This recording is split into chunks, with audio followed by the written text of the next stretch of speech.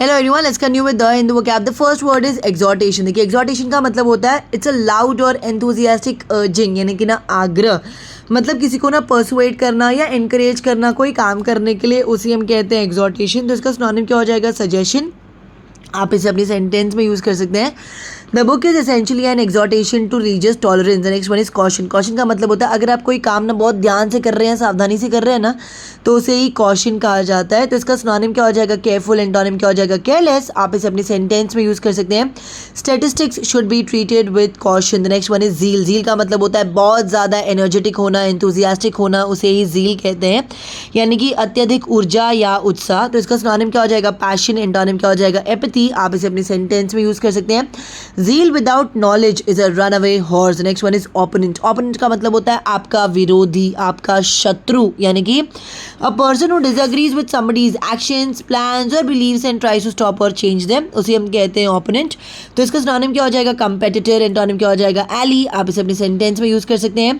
He socked his opponent on the jaw. The next one is regime. regime का मतलब होता है शासन प्रणाली या व्यवस्था, या तो कोई ऐसी सरकार यानी कि गवर्नमेंट जो कि निष्पक्ष रूप से निर्वाचित नहीं है, उसे ही रेजिम कहा जाता है। यानी कि मेथड और system of government specially one that has not been elected in a fair way, उसे हम कहते हैं रेजिम। तो इसका सिनोनिम क्या हो जाएगा? अथॉरिटी। आप इसे अपने सेंटेंस में यूज़ कर सकते हैं। The regime was a very incarnation of evil. The next one is pertinent. देखिए पर्टिनेंट का मतलब होता है कोई भी चीज़ अगर रेलिवेंट है या ऑन पॉइंट है तो उसे ही हम कहते हैं पर्टिनेंट। समझिए कि अगर आप कोई टॉपिक के बारे में ना बात कर रहे हैं या डिस्कशन कर रहे हैं, ठीक है ना, तो जो भी अगर आप बात करें वो टॉपिक से रिलेटेड है, मतलब it is pertinent to the topic, ठीक है। तो इसका सिनोनिम क्या हो जाएगा? रेलिवेंट। एंटोनिम क्या हो जाएगा? इम्पर्टिनेंट। आप इसे अपनी सेंटेंस में यूज़ कर सकते हैं। The last point is particularly pertinent to today's discussion. The next one is bona fide. Bona fide का मतलब होता है असली, सच्चा, यानी कि जो रियल हो, जेन्युइन हो, उसे हम कहते हैं बोनाफाइड। तो इसका सिनोनिम क्या हो जाएगा? ऑथेंटिक। एंटोनिम क्या हो जाएगा? फॉल्स। आप इसे अपनी सेंटेंस में यूज़ कर सकते हैं। You are a bona fide member of the team. Now the next one is transgressing. देखिए ट्रांसग्रेसिंग का मतलब होता है अगर आप किसी बाउंड्री के ना फिजिकली या मॉरली बियॉन्ड जाते हैं ना, तो उसे कहा जाता है ट्रांसग्रेस। यानी कि अगर आप कोई रूल ब्रेक करते हैं तो उसे हम कहते हैं ट्रांसग्रेस, ठीक है। तो इसका मतलब क्या हो गया कि सामाजिक, नैतिक या कानूनी रूप से स्वीकार्य सीमा से बाहर जाना, to go beyond the limits और against the rules of socially, morally और लीगली एक्सेप्टेबल बिहेवियर, उसे हम कहते हैं transgressing.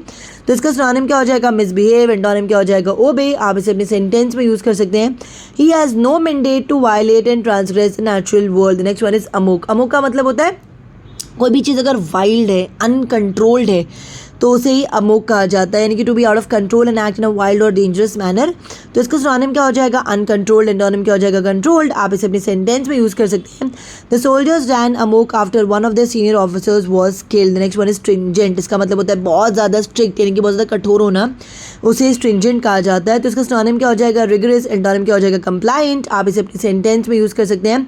Stringent safety regulations were introduced after the accident. The next one is adversaries. Adversary का मतलब होता है आपका शत्रु, आपका ओपोनेंट, आपका कंपेटिटर, ठीक है, उसे ही एडवर्सरी कहा जाता है। यानी कि शत्रु या किसी स्पर्धा में विरोधी पक्ष, उसे आप कहेंगे एडवर्सरी। आप इसे अपने सेंटेंस में यूज़ कर सकते हैं। He saw her as his main adversary within the company. The next one is implicate. Implicate का मतलब होता है to show that somebody is involved in something unpleasant, especially a crime। तो इसका सिनोनिम क्या हो जाएगा? accuse। एंटोनिम क्या हो जाएगा? exclude। आप इसे अपनी सेंटेंस में यूज़ कर सकते हैं। have they any evidence to implicate him in the robbery। the next one is summon। summon का मतलब होता है ऑफिशियली ना मीटिंग बुलाना, उसे समन कहा जाता है, यानी कि to order someone to come to or be present at particular place, or to officially arrange a meeting of people, यानी किसी व्यक्ति को किसी स्थान पर पहुंचने का आदेश देना या किसी को बुला भेजना, उसे ही समन कहा जाता है। तो इसका सिनोनिम क्या हो जाएगा? कन्वीन। एंटोनिम क्या हो जाएगा? कैंसिल। आप इसे अपनी सेंटेंस में यूज़ कर सकते हैं। We were summon to the headmaster's office. Next one is witch hunt. देखिए विच हंट का मतलब होता है सामाजिक हित की दृष्टि से संदिग्ध व्यक्तियों के विरुद्ध अभियान, उसे विच हंट कहा जाता है। यानी कि a witch hunt is an attempt to find a punish a particular group of people who are being blamed for something, often simply because of their opinion and not because they have actually done anything wrong, उसे witch hunt कहते हैं। आप इसे अपनी sentence में use कर सकते हैं।